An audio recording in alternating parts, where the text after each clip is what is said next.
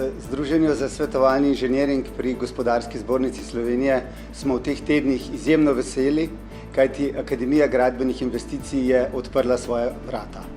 To je projekt, ki smo ga v zadnjem letu skupaj Združenje za svetovalni inženiring, Združenje za inženiring, Združenje Zbornica za gradbeništvo in industrijo gradbenih materialov ter Center za poslovno usposabljanje pripravili na Gospodarski zbornici. Razlogi za ustanovitev akademije jih je več, predvsem pa sta pomembna dva.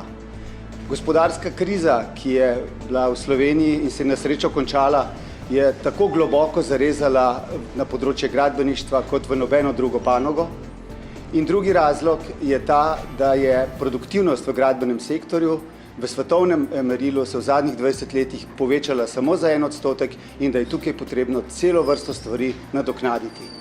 Skratka, to sta dva glavna namena, zakaj akademija, in v njej želimo slušatelje seznaniti z razlogi, zakaj se je zgodila tako velika kriza v gradbeništvu in kako to krizo preprečiti.